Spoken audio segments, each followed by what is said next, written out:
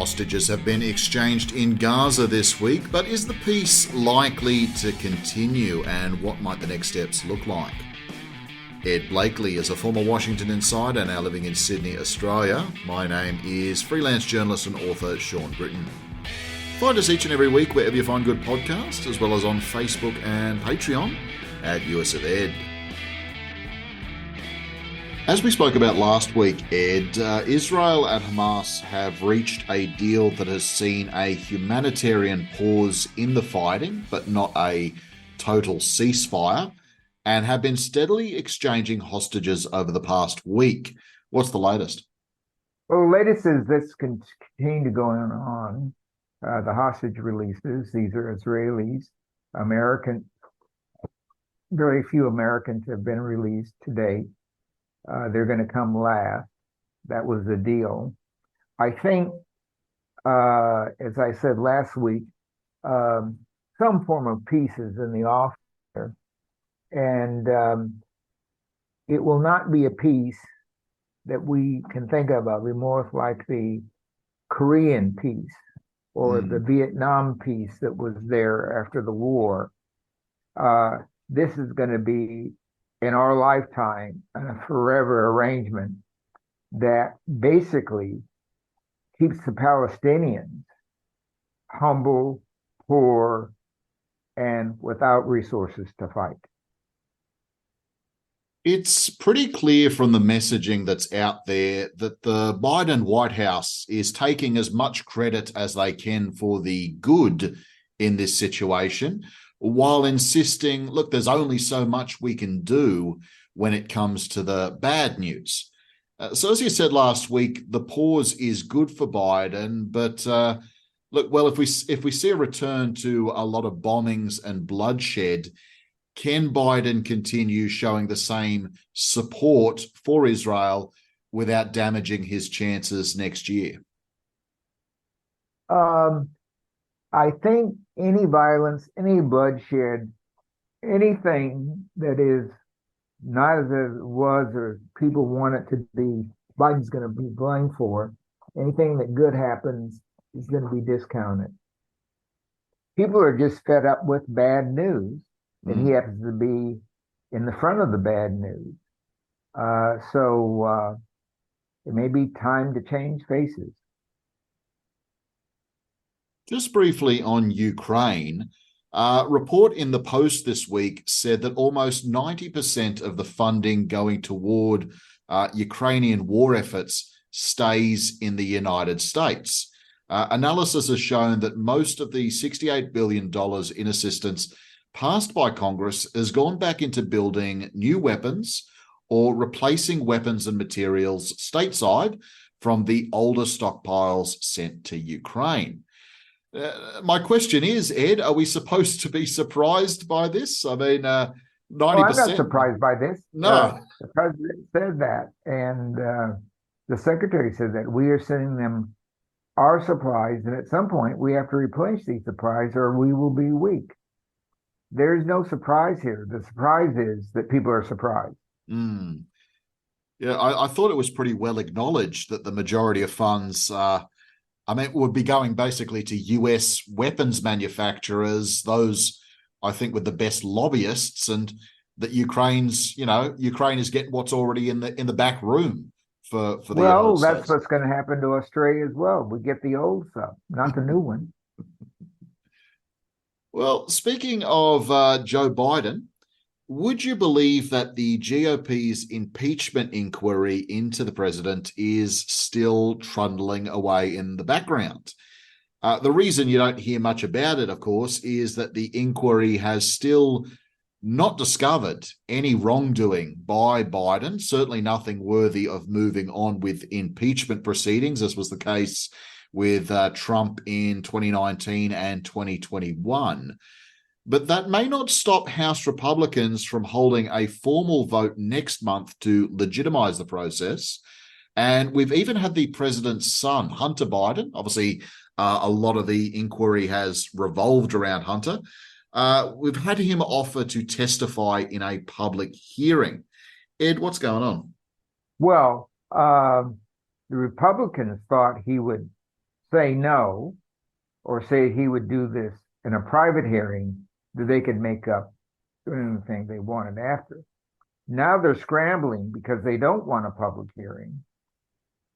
And the Fox News people are saying, well, most of these things are done in private so you get more truth. What? There's more truth? Isn't the truth just the truth? I think Biden has them by the short hairs. Everything they're investigating has to do with periods when Joe Biden wasn't the president, he wasn't in public office, and what happened, even if he did talk to somebody overseas about business his sons were doing, there was nothing illegal about that. Certainly, if they want to go into that, what about all that Trump business that was going on before he was president? This is just like the game of tag we played as kids. I tagged you, so you got to tag me. Speaking of votes in the House, the saga of Republican New York Rep George Santos continues this week, with it looking more and more likely he is set to lose a third vote to expel him from the House of Representatives after a report from the House Ethics Committee found substantial evidence he had knowingly violated ethics guidelines, House rules, and criminal laws. But with the vote requiring a 2/3 majority, Ed, I don't feel comfortable predicting the outcome here. What do you reckon? I think the Democrats need him to stay there.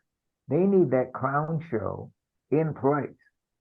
I wouldn't be surprised if a lot of Democrats did not vote to oust him. Furthermore, the Democrats only have, let's say, a 4 in 10 chance of winning that seat. Why not keep the clown there, messing the seat up long enough to get a good Democrat to run? No, I don't see that he's going to be thrown out. The damage he could do by being thrown out would have been a long time ago. Isn't it better to have him there, going around saying his own party are bad guys, scoundrels, thieves, thugs, and mugs, which we all know is true, than having him outside making the same claims, and they'll say he's just an outsider. Mm. So it's not a foregone conclusion, I would say. Looking at the Republican presidential field, and former President Donald Trump is still way out in front of the polls, but some of the apparatuses that control the Republican Party are moving into place to try and stop him. Americans for Prosperity Action, flagship of the powerful conservative network led by billionaires Charles Koch, have endorsed current runner-up in the polls Nikki Haley for president. But Haley is still a very distant second in those polls. No one in modern history has blown a lead in the primaries that's as significant as Trump's. And certainly Haley doesn't have the recognition or the coverage that Trump obviously commands. What do you reckon the significance is here, Ed? Well, let's start at the end of this conversation. That is, this train can be running off the track. That this push is not to get Haley in, but to ruin his chances of winning against Biden or anybody else. Now, if Biden stepped off the track, he'd be really running out there because he has nothing else to do except make claims against Biden. He has put forth no legislative agenda. He's put forth no direction. He's only wailed about he's been persecuted. So he's going from bad to worse. And if he's a presidential candidate, some people, including the Koch brothers, think that's worse to worse. They'd rather have Haley lose and have a Republican Party than Trump lose and have nothing left. Well, you're absolutely right, obviously, on Trump really has put forward no legislation as such. But look, an interesting one this week, I think. plans that Trump is going to pitch himself as an abortion moderate in the 2024 presidential run, whatever that might look like. Now, never mind that Trump has obviously bragged repeatedly about being the man to get rid of Roe versus Wade. It does indicate Trump or his team are seeing a difficult issue. What a difficult issue abortion is going to be for Republicans in the upcoming election. How do you think candidates are likely to handle that, Ed? Well, I think the Democrats have collected every soundbite they can of Trump talking about getting rid of Roe versus Wade and his hostility to abortion and his own bad behavior. I don't know if they can milk that anymore. And his trying to turn around will just give him another soundbite. Trump has to be very careful here that he doesn't lose more Republicans than he gains Democrats with this.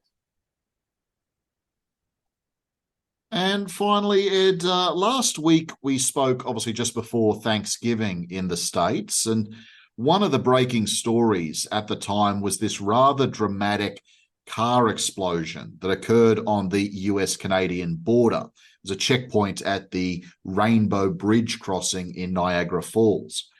Now, there was some speculation at the time this could be some sort of failed terror attack, which seemed like a pretty wild leap, and we didn't know anything at the time, so certainly I left it alone. But sure enough, it turns out to have been a tragic, if rather spectacular accident that claimed the lives of two locals to the area. So not, it's made itself a news story, but there's not really an unexpected twist here. However, there were others, particularly Fox News, who were very happy to speculate about the incident, and the occupants of the car were terrorists, Iranians, possibly able to illegally enter the country due to Biden's loose border policies, and so on and so on and so on. They're going the wrong direction. They're going toward Canada. It would make a rather confusing sort of attempt. A little bit of a confusing story here. They are trying to put themselves on the right side of something. But you have to stop lying to do that. You don't start with lies and put more lies on to put out lies.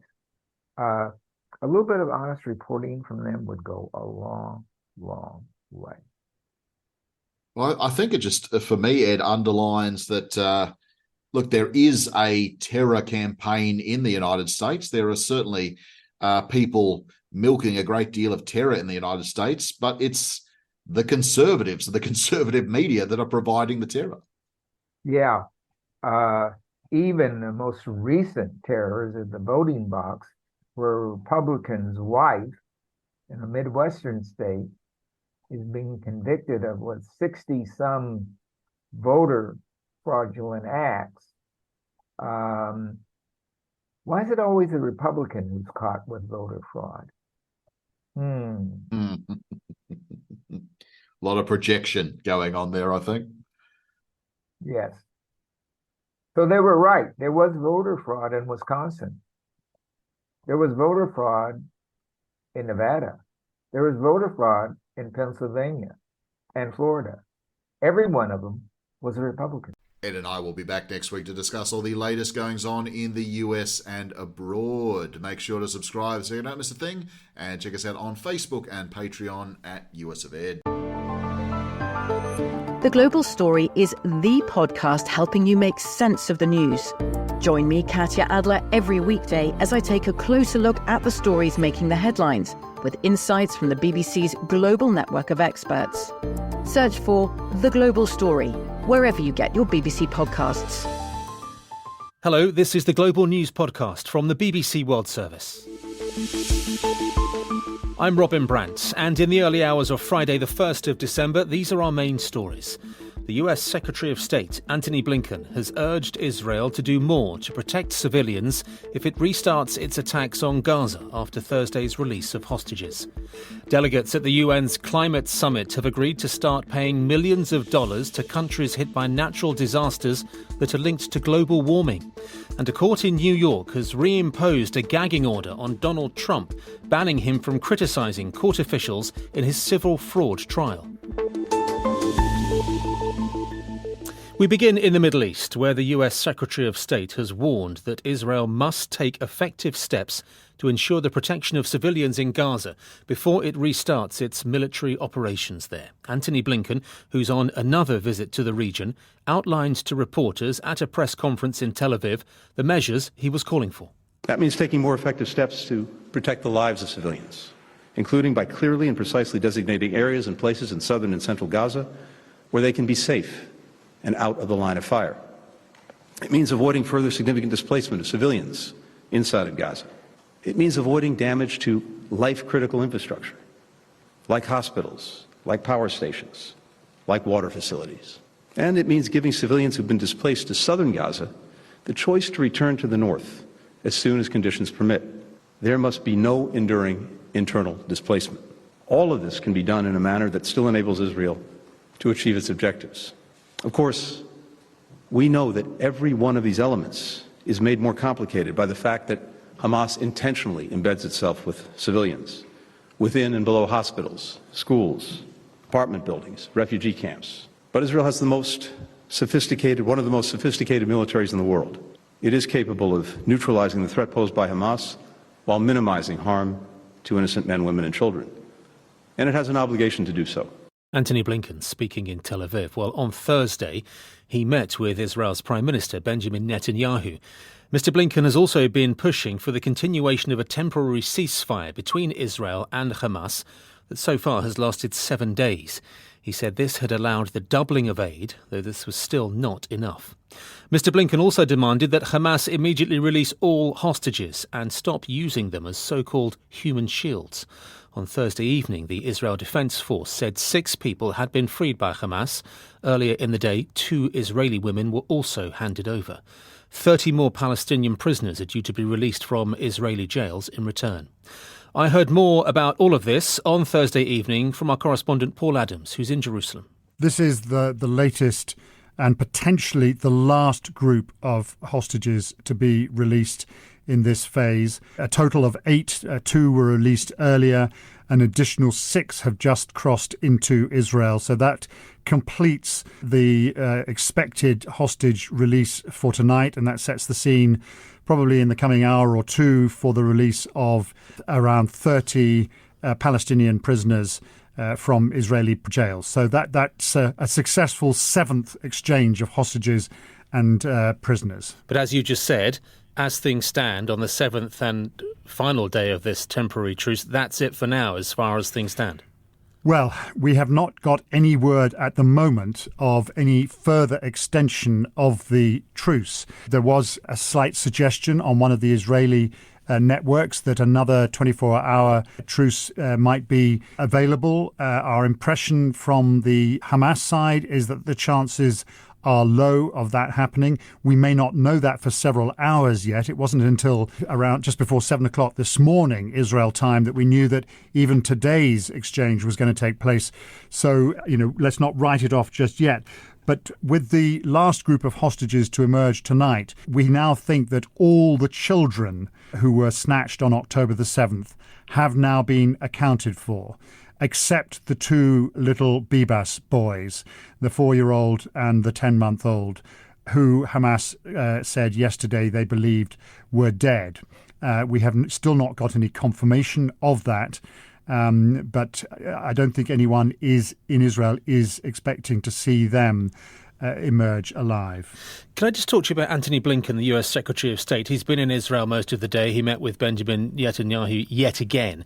Is there any kind of subtle shift in the US position? I mean, this statement that the protection of civilians must be ensured before military operations restart, or has that always been the stance? No, I think this is the most public and obvious statement of American intent that we have seen so far. There have been mutterings from unnamed US officials in the papers in the last few days.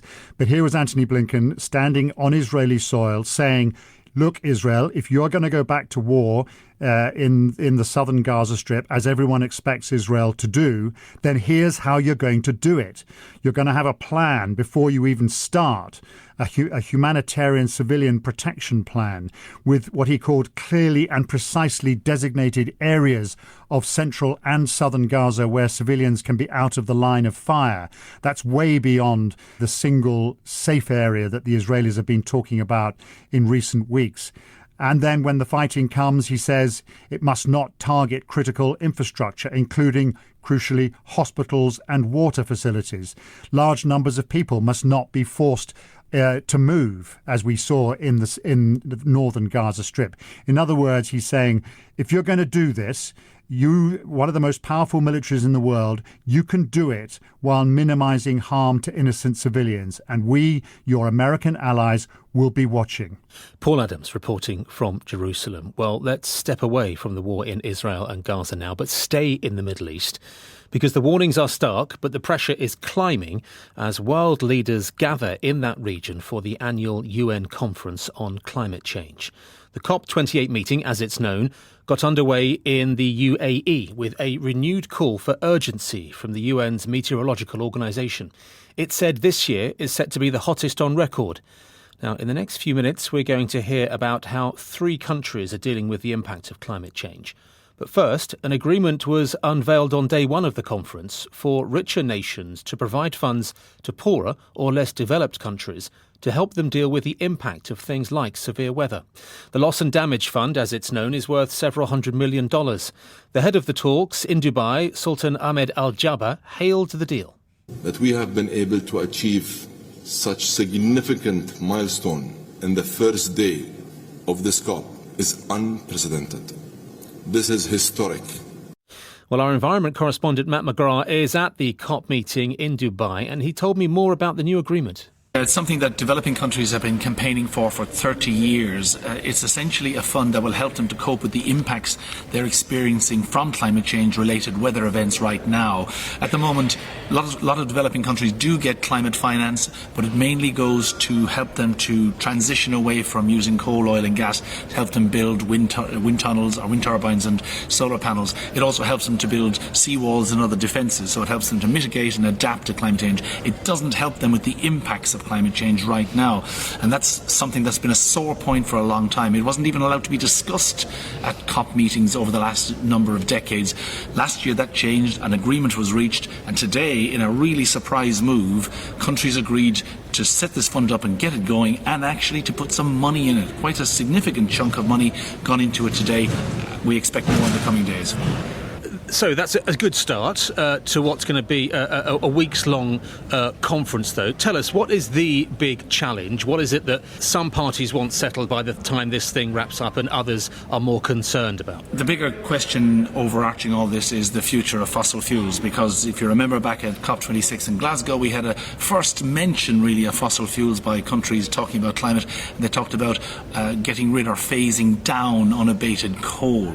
Now, countries want to go much further. They want to get rid of coal, oil and gas in some time in the future, and they want countries to agree to some sort of timeline here in meeting in Dubai. Now, it may not happen, but there's a lot of push for it. And after what's happened today on loss and damage, who knows what might happen. I think it's certainly changed the mood around here. It's changed the perception. People suddenly see things that were almost impossible becoming true. So I think it would be foolish to write off the chances of the end of fossil fuels coming at this particular meeting.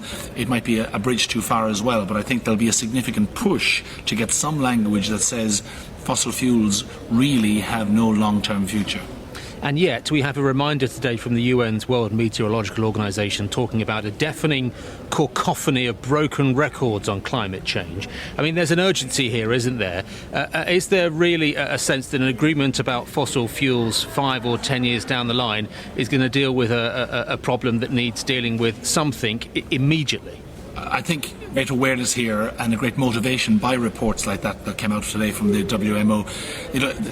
It's all about history. There's a great sense here that things are moving much more quickly than they used to. When the Paris Agreement was signed in 2015, the words fossil fuels weren't in it. Here we are 8 years later talking about perhaps the end of fossil fuels. So there's been a significant change. You're getting almost 200 countries to agree unanimously on the steps forward on climate change, and we will see, I imagine, in the next couple of days a number of other agreements on methane, on renewable energy, on a number of things that may not come up to the top mark in terms of getting rid of fossil fuels, but there'll certainly be benchmarks, important benchmarks along the way to that, what might be an inevitability at this stage.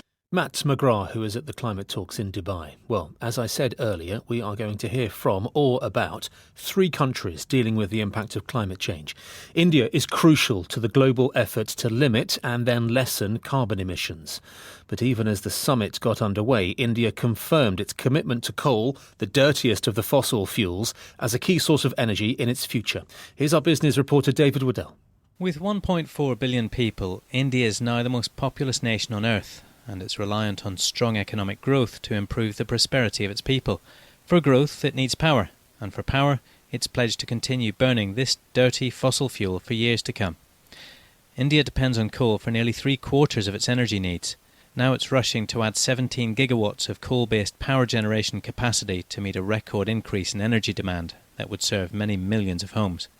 India, along with China, are against any attempt to block construction of their coal-fired power stations. They argue that historically they've contributed far less to global emissions compared to developed countries, and a significant portion of India's population still lacks access to reliable electricity. Well, next, there's Fiji, which is one of the most vulnerable countries. The South Pacific archipelago is made up of more than 300 islands. Drew Slater, who's an environmental activist from Fiji, says the effects of climate change are a constant threat. Climate change is the greatest crisis to face us so far. It's the greatest crisis hitting the Pacific at the moment. Climate change affects us in many ways. There are fast onset ways like tropical cyclones, saltwater inundation, and there are slow onset ways like sea level rise.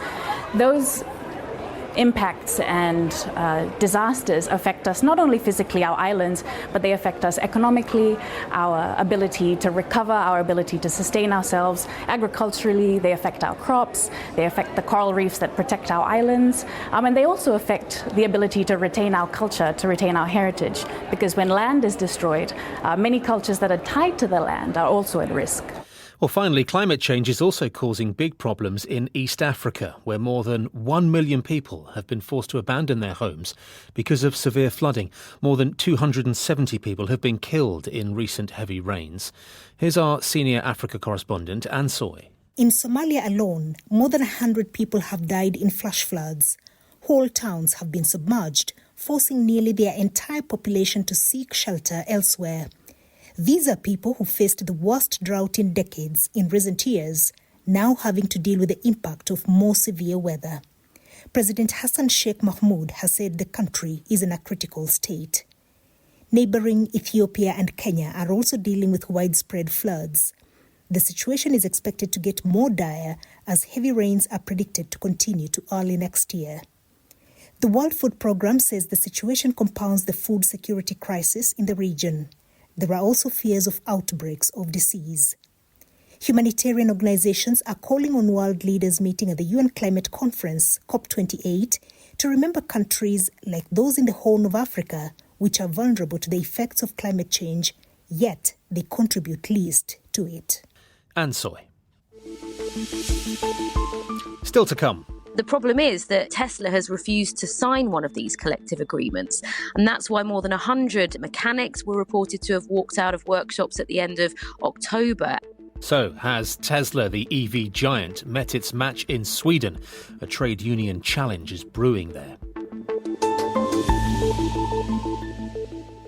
Now, Brazil is sending military reinforcements to its northern border as tensions rise between its neighbours Venezuela and Guyana over a disputed oil-rich region. Venezuela is holding a referendum on Sunday as it seeks to affirm its claim to sovereignty over the Essequibo region, which makes up 2/3 of Guyana's territory. Warren Bull has more. Brazil's Defence Minister José Múcio said his country was sending a further 60 soldiers to the border town of Pacaraima, almost doubling its deployment there. The Ministry of Defence said it wanted to avoid any transit of Venezuelan soldiers through Brazilian territory. Brazilian media reports say there are concerns the Venezuelan military could invade Essequibo following Sunday's referendum result. Guyana's government has called for Caracas to cancel the referendum, saying it poses an existential threat to the former British territory. But President Nicolás Maduro says it will bolster Venezuela's historical claims to the region. Warren Bull reporting. A court in the United States has reinstated a gag order against the former president, Donald Trump.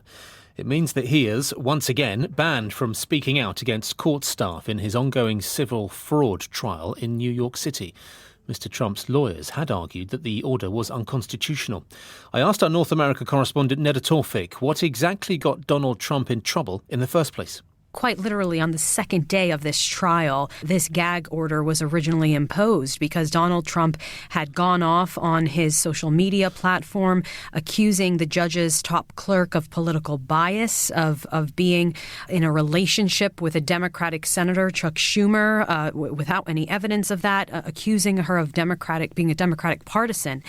And so the judge imposed this gag order and later extended it to his lawyers as well. And Donald Trump was fined twice for violating that order, having to pay $15,000, and warned that in the future he could be met with steeper penalties, could even be imprisoned if he continued to violate it. So is he going to stick by this, Neda? Are they confident he's going to abide by it? Well, the judge today said that he would be vigorously and rigorously imposing it. So Donald Trump in the past had tried to find ways to skirt around it. In that brief time when the gag order was paused, he continued his attacks on the clerk. So we'll just have to wait and see how Donald Trump handles this. And just quickly, Neda, if he doesn't abide by it, what is the sanction? Well, the judge said he would even consider potentially imprisonment already. He has, as I said, had quite hefty fines, $15,000 twice already. And I should just also note that in court today there was another development, just a note from the judge that he would issue a verdict in this case at the end of January at the earliest. We expect Donald Trump to testify for the defense on December 11th, and we will have some closing arguments on January 11th. And as I say, a verdict as early as the end of January. Neda Tawfik in New York. The United Nations has condemned a ruling by Russia's Supreme Court that appears to ban LGBT activism. The judgment backs a move by the Justice Department to declare the international lesbian, gay, bisexual and transgender movement as an extremist organisation, even though no such group actually exists. Campaigners in Russia fear the law will be used to jail anyone who promotes the rights of sexual and gender minorities. Here's our Russia editor, Steve Rosenberg. In Moscow, I once attended the trial of a man who died 3 years earlier. I recalled that today, as Russia's Supreme Court was deciding whether to ban an organisation that doesn't exist. The judge declared the international LGBT public movement an extremist organisation and banned it in Russia, even though human rights activists had written to the court to point out that there isn't an international LGBT public movement. But what there is now is concern amongst LGBT people here that the authorities will use this ruling to punish any form of LGBT activism in Russia. There's politics at play here. The state seeks enemies, scapegoats, to divert attention from problems at home. NATO, America, LGBT. What's more, ahead of next March's presidential election, in which Vladimir Putin is expected to run, the Kremlin leader has been making traditional family values his thing. LGBT activists like Maxim Goldman, who's been supporting transgender and non-binary people, see no future for themselves in their own country. I feel completely rejected by my own country. The people we put in power are meant to take care of us. But the opposite is happening. They're punishing us. They're wiping their feet on us. I'm being forced out. Maxim has packed his whole life into one small case and heads to the airport, not knowing if he'll ever be able to return home. Steve Rosenberg in Moscow. Here in the UK, the author of a new book on the British royal family has denied naming two members who allegedly asked about the skin colour of Prince Harry and Meghan's first child. The Duke and Duchess of Sussex have previously said a royal asked about their child's skin colour while Meghan was pregnant with their son Archie. The Dutch version of the journalist Omid Scobie's book Endgame, which identified the royals, was pulled from shelves almost as soon as it was published 3 days ago. Our royal correspondent Johnny Diamond has more. A controversy the palace hoped had been laid to rest has flared up again. The English version of Omid Scobie's book about the royal family made no mention as to which member of the family is alleged to have inquired after the possible skin colour of Meghan's first child. But the Dutch version, swiftly withdrawn from sale, had half a paragraph which included their names. Speaking on ITV's This Morning, Mr Scobie denied responsibility. It's frustrating that now what's going on in the Netherlands with the book that was obviously immediately rescinded and is now being reprinted has happened, and I'm glad to hear so. I had never submitted a book that had their names in it. Quite how or why the names were included in the Dutch version of the book is not clear. Originally, a mistranslation was blamed, though the publishers now speak simply of an error. The palace remains silent, partly for fear of fuelling the controversy, partly because, though the names are swirling around social media, most broadcasters and newspapers are not publishing them, and partly because the issue remains, the palace says, a private family matter.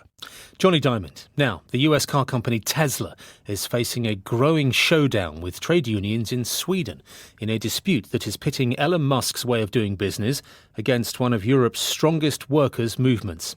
A strike by a handful of Tesla mechanics over pay negotiations has led to walkouts by workers in other sectors linked to the car maker, which is disrupting business in a region where electric vehicles sell very well. I got more from Maddie Savage, who's in Stockholm.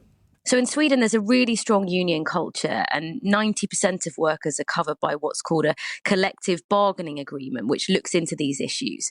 And so a union essentially lobbies for your working conditions. The problem is that Tesla has refused to sign one of these collective agreements. And that's why more than 100 mechanics were reported to have walked out of workshops at the end of October, and a lot of them still on strike. I spoke to EF Metall a couple of hours ago. They told me they believe around 60 workers are still not showing up for work. And strikes are completely legal in Sweden, which means they can essentially carry on doing that for as long as they want to. I mean, I've seen a quote of Elon Musk, head of Tesla, describing this action as insane. But it really does seem to be pitting kind of arch capitalist against Sweden and Europe's more embedded union movement and the protections that come with it. I mean, who's going to budge here? It's really difficult to say. I mean, it is, as you say, something of a stalemate between two very different ways of doing business. When you look at the Swedish model, it's all about consensus, it's about union agreement, it's about coming to decisions that everybody is happy with, whereas Tesla's a much more of an American top-down organisation. We have seen some legal action taking place this week with a Swedish court actually ruling in favour of Tesla, and this is because other workers started going on sympathy strikes from different industries, including postal workers who refused to deliver the licence plates for Tesla vehicles. So this was quite a complicated situation because the Swedish Transport Agency had an agreement to use this particular carrier, but now a Swedish court has said that Tesla should be able to collect the plates directly as part of a process to try and help them to be able to continue selling Tesla cars in Sweden. Can I ask you a bit more about that kind of secondary or sympathy action as you described it? I mean, I think that is ostensibly outlawed in the UK and other countries, but that's permitted, is it, and allowed in Sweden? Yes, several other unions alongside EF Metall and the postal workers have organised sympathy strikes. That is legal in Sweden. And I think it's important to say that, by the way, if you go on strike in Sweden, you still get paid. And these strong unions like EF Metall, they've told me that they want the situation to be that if these strikes need to continue in the long term, they can. They believe that we could well see others being involved in sympathy strikes, but others, if you follow the Swedish media, have said they're less sure about how much of a huge impact this has had. And we are even seeing some Tesla workers speaking out in the Swedish media and saying, well, they're actually happy with their conditions. Maddie Savage in Stockholm. Right, that's all from us for now, but there will be a new edition of the Global News podcast later. If you want to comment on this podcast or the topics covered in it, you can send us an email. As always, the address is globalpodcast@bbc.co.uk. You can also find us on X, formerly known as Twitter, @GlobalNewsPod. This edition was mixed by Nick Randall, the producer was Liam McSheffrey, the editor is Karen Martin. I'm Robin Brandt. Until the next time, thanks for listening. The United States has charged an Indian national in connection to a stunning murder-for-hire plot. The 15-page indictment reads like a movie script. An unnamed Indian government official contacts an alleged Indian drug trafficker to orchestrate the assassination of a Sikh separatist in New York City. That man, in turn, attempts to hire a hitman, and in doing so, tips off American law enforcement. The CBC's Katie Simpson is tracking this story for us in Washington. Katie, I can't believe I just read those words. What happened when the defendant in this case tried to hire that hitman? Well, let's go back to the month of May when all of this started. According to the indictment, an Indian national by the name of Nikhil Gupta was allegedly hired by an Indian government employee to carry out this assassination plot of a Sikh political activist in New York City in exchange for $100,000. Authorities say Gupta needed assistance and unknowingly reached out to an informant and was eventually put in contact with an undercover agent posing as a hitman. Gupta allegedly shared details about the target's address, his daily routine, and sent along instructions. Now, originally, Gupta allegedly said he wanted this to happen not close to the lead up to a major political event in the U.S., which, of course, was the visit by Indian Prime Minister Narendra Modi. Joe Biden held a state dinner for him at the White House. Now, Gupta was allegedly worried that if anything happened in the immediate lead up to that, it could lead to protests or cause unwanted attention. And in some of those initial contacts, Gupta allegedly said, finish him, don't take too much time. Authorities continue to engage with Gupta until he was arrested. Gupta traveled to the Czech Republic and he was taken into custody there, and he is now facing 2 charges in this case. Okay, so the indictment suggests multiple alleged assassination plots tied to an Indian government official, including the one here in Canada of Hardeep Singh Nijjar. What more can you tell me about that? The incident in New York City is part of this indictment. Allegedly, is just part of a bigger, broader part. Again, this has not been proven in a court of law, but this is according to the indictment. The indictment makes direct links to the murder of Hardeep Singh Nijjar. It comes up multiple times along with references to other alleged assassination plots. In the indictment, it says, quote, Gupta stated that before the 29th of June, we have to finish 4 jobs, i.e. that after that, 3 in Canada, and there were 4 specific jobs, 1 in the U.S. and 3 in Canada. There are no specific details in the indictment about what those plots may be, but certainly it's raising a lot of questions and a lot of concerns. Nijjar's name comes up multiple times in this indictment, as I mentioned. After the murder took place in British Columbia, Gupta allegedly referenced it in his communications with his contacts. The indictment says, quote, later that evening, just hours after the Nijjar murder, one of the informants said Gupta sent a video clip that showed Nijjar's bloody body slumped in his vehicle. According to the indictment, after the murder, Gupta wasn't concerned about the timeline and then urged his contacts to act. Of course, that did not happen, and he was arrested. Okay, there's a lot there and a lot of players, but you spoke with the alleged target of this New York plot, Gurpatwant Singh Pannan, I believe. What did he tell you about this? Well, he is a Sikh activist leader based in New York City. And of course, the indictment references that an individual of that title as the target. It doesn't explicitly name him, but he says he was the target. He didn't seem fazed at all by the threat in his life. We had a conversation earlier this afternoon. But I'm not going to stop or deter just because the Modi regime has sent hitmen to kill me. I know my life is in danger and they wanted to kill me for running the secessionist global Khalistan referendum campaign.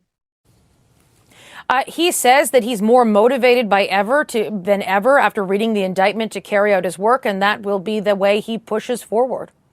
Okay, Katie, thank you so much. That's the CBC's Katie Simpson in Washington, D.C. For more on this story, I'm joined here in Ottawa by Ward Elcock. He is a former director of the Canadian Security and Intelligence Service. Mr. Elcock, I mean, this is quite the thing in terms of what was spelled out here. Let's start with the big headline, because this indictment and its allegations, let's say that up front. The indictment suggests there were multiple assassination plots in North America tied to the Indian government, including 3 in Canada. What are your thoughts on these allegations? I think from the beginning, the accusation about Nijjar, I guess the question in the back of my mind is, have there been others, and will there be others? It sounds like they intended for there to be others. If you read, no, there may already have been. Who knows exactly? Because there are a number of Sikh killings of Sikhs in Canada which have gone unsolved. Right. So this is obviously an alarming possible consequence of what we're reading about here. But also, if you read this 15-page indictment, there's talk. This man Gupta, who has been charged, is reportedly saying to his contacts, who we now know were working for law enforcement, if you do this one right, there will be more for you. Maybe once every month, every 2 or 3 months.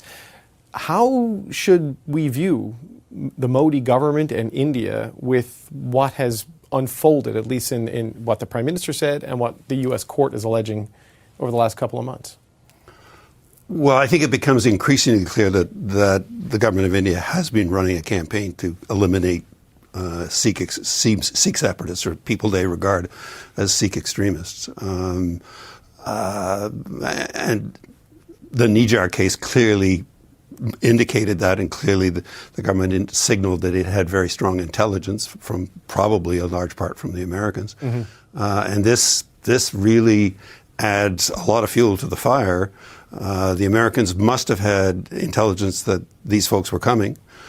You don't set up a trap like that overnight. You don't just simply have somebody there who can be a potential assassin kind of on call. So this is obviously a fairly complicated operation the FBI has run. So the chain of this, there is the individual identified as CC1 in the indictment in India. This is the Indian government official in the indictment who is not named, but it suggests that law enforcement has identified the individual. The indictment describes him as a senior field officer with responsibility in security management and intelligence. What do you read into that? Actually, I thought the thing that was more interesting in the document was the fact that he is described as a former police officer, mm-hmm. which is actually, if you go back to the individual who's expelled from Canada, he was also a former police officer, but seconded to RAW. So it would suggest that that RAW is indeed using former police officers as part of its operations. And what is RAW for people who don't know the Indian? RAW is the Research and Intelligence Wing, which is the Indian Foreign Intelligence Service. Okay, so you suggest because this plot was foiled in the U.S. while Mr. Nijjar was killed here in Canada, they must have had some sort of intelligence that this was coming. So this individual, CC1, the former police officer, he contacts Mr. Gupta, according to the indictment. This is the person who was charged with this, who then contacts someone he believes can help him get a hitman, who turns out to be a confidential source for law enforcement, who then leads them to the undercover agent. Is that the result of good intelligence, or is that just a bit of luck that the person Mr. Gupta allegedly reached out to had happened to be a confidential source? It could be luck. Luck does happen, but it sounds to me like a planned operation. Right, okay. I want to go back to something Katie showed, and this is one of the graphics we put up. This is paragraph 6 of the indictment, and it's something that jumped out at me. It says, later in the evening, just hours after the Nijjar murder, CC1, who is the official in India, sent Gupta, who is the man charged with the killing for hire in New York. He was sent a video clip that showed Nijjar's body slumped in the vehicle. About an hour later, CC1, which is the official in India, sent Gupta the street address of the victim's residence in New York City. So what do you draw from that? Within hours of Hardeep Singh Nijjar being murdered, this official in India is sending pictures of the crime scene to the person he's allegedly hired to murder another Sikh activist in New York City. I mean, how would they get these pictures? What should we draw from that little detail? Well, it strongly suggests that the folks who carried out the assassination took the pictures and sent proof home. It's frankly what it would suggest to me. So how do we view what the Prime Minister said in Parliament with details like this there? Do we think this was information that would have been shared with the Canadian government? That's an interesting question, and I'm not sure we're going to find out the answer to that very quickly.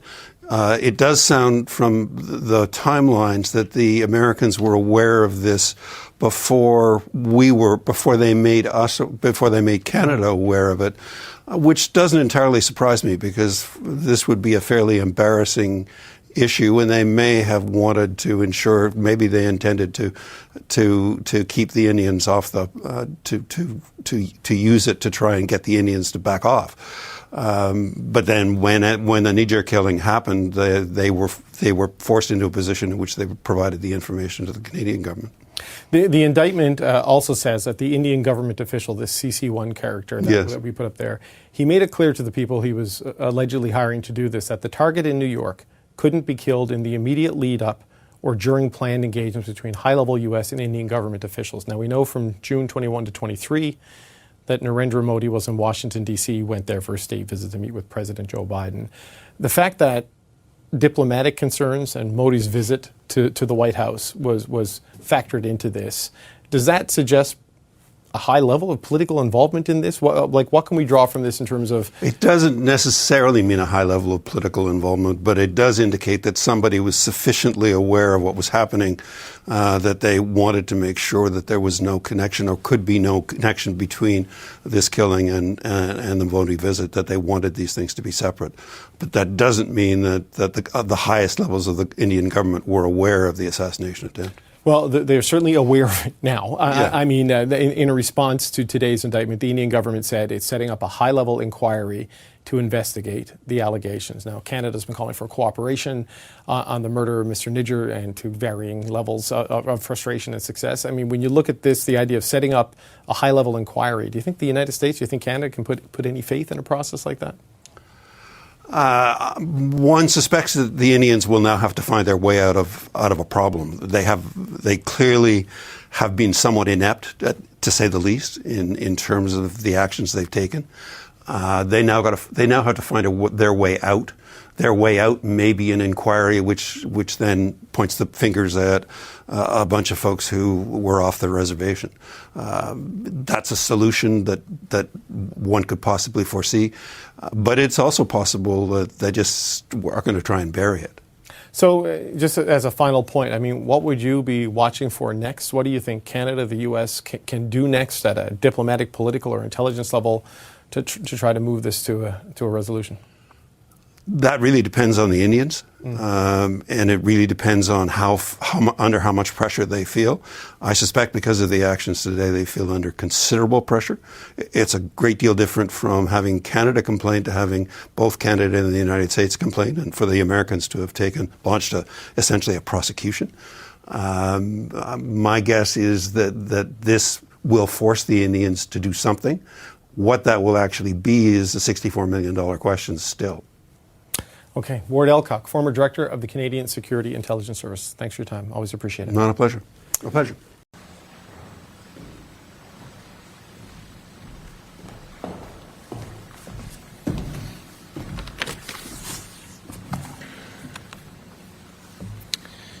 Thank you all for being here. As you can see from the service, music was so important to my grandmother, and it's been just beautiful. So thank you. Governor and First Lady Kemp, thank you. Senators Warnock and Ossoff, thank you. Congress people, Mayor Dickens, thank you all. And again, a special thank you. Secretary Clinton, Mrs. Bush, Mrs. Obama, Mrs. Trump, and Dr. Biden. Thank you all for coming and acknowledging this remarkable sisterhood that you share with my grandmother. And thank you all for your leadership that you provided for our country and the world. Secretary Clinton and Dr. Biden, we also welcome your lovely husbands.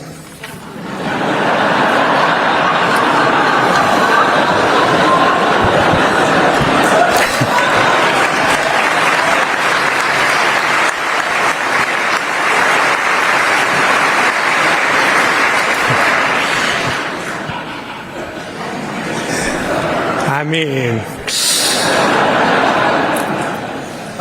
this is a difficult day for my family. But we have been so enormously gratified by the love and support that we have felt from across the world. So thank you so much. And as Reverend Warnock told me, my grandmother doesn't need a eulogy. Her life was a sermon. And it was a mighty testament to the power of faith and to the power of a deep and determined love. And she lived this public love story that we all know of, that has inspired the world, including in these last days. And I think of all the things she accomplished, her most viral moment was when they were at a baseball game and the Braves put them on the kiss cam. And just like today, I mean, people were crying at the Braves game, you know. But we heard about it for years. It's amazing. But in my family, we all experienced those more private love stories. And she was my grandmother first. And she was like everyone else's grandmother in a lot of ways. Almost all of her recipes call for mayonnaise, for example. We all got cards from her on our birthdays. $20 bill in it.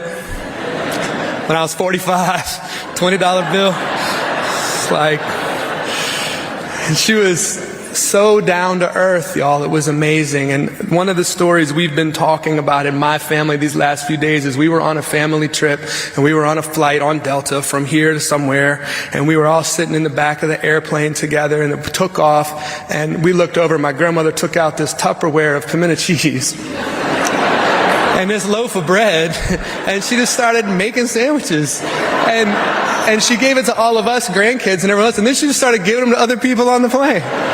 And people were sitting there like, Rosalind Carter just made me this sandwich, you know? And they couldn't believe it, but she loved people. And she was a cool grandma. She was cool, like, she did Tai Chi with this sword. And if you want to see a 5-year-old boy be excited, they would come back, Dad, you know Mom Carter has a sword, you know? She once told me about this trip, Papa, that y'all took to Havana in the 50s. She said, y'all went down there for the night and you didn't get a hotel room. And I said, what'd you do? And she looked at me like, we danced. And we slept on the plane.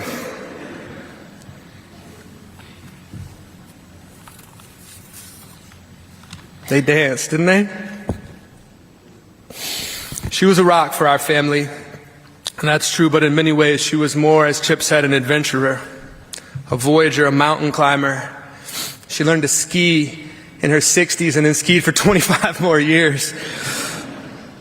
As Chip said, she fished trout streams from Georgia to Wyoming and from Venezuela to Siberia, visited 120 countries, climbed Mount Kilimanjaro and Mount Fuji and summited peaks in Bolivia and other places. And I know that she went to the Everest base camp in Nepal. And I can guarantee you that she was looking up at that thing and thinking, if they would just let me. And based on what she did, I think she could have done it. She was born just a few years after women got the right to vote, in this small town in the South where people were still plowing their fields behind mules. But she was made for these long journeys, and she was made to summit these mountains. As they said before, when she started in politics, she'd never talked to a group of people bigger than her Sunday school class. And then she elected a governor and a president. She shaped our national policies. She faced down dictators herself on issues of human rights. She built the Carter Center from an idea into a powerhouse for human rights. And as the chair of that board, I've watched her do it, and it's because she poured out her love. All over the world, and especially, as Kathy said, at the end of the road. Her 122 countries included Liberia and Mali and Sudan. And it was natural for her to open up her heart to those people, not with pity, but as partners. And she knew in those communities and recognized that ancient steel from rural women who carried their children and their communities on their backs. Whether they're from a 600-person town in South Georgia or South Sudan. As the song says, she knew what comes back when you give your love away. And for my grandmother, what came back was this unshakable strength and this powerful faith, and not just an abiding love, but a fierce, determined, adventurous love that sustained her on all of these long journeys. Journeys like Kathy mentioned of her guinea worm eradication, which has taken almost 40 years.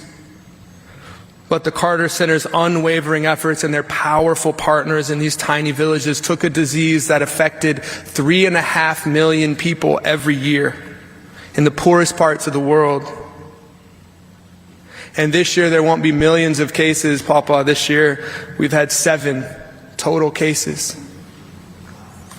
And we're in the last mile because she could see far and she kept going, was not afraid of these long journeys. Her advocacy for mental health was a 50-year climb that is as remarkable as any other, and has been mentioned already. But if you imagine just how far our society has come in the last 5 years on issues of mental health, and you think that she decided in 1970 to tackle the ancient stigma associated with mental illness, it is remarkable how far she could see and how far she was willing to walk.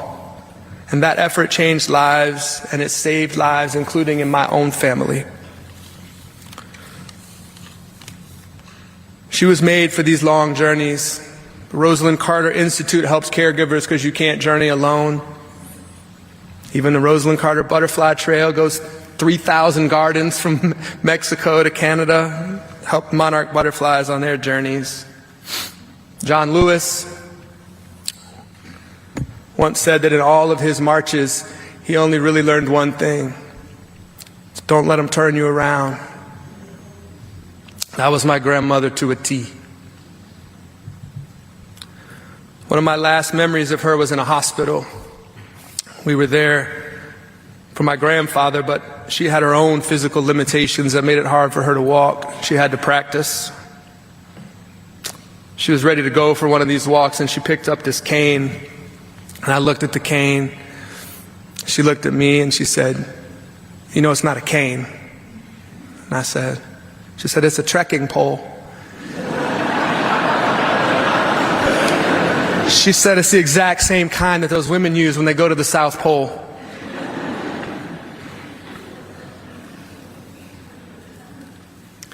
I watched her walk down that hall, that trekking pole, and I followed her. And I just pray that we never lose sight of that path. Amen and thank you.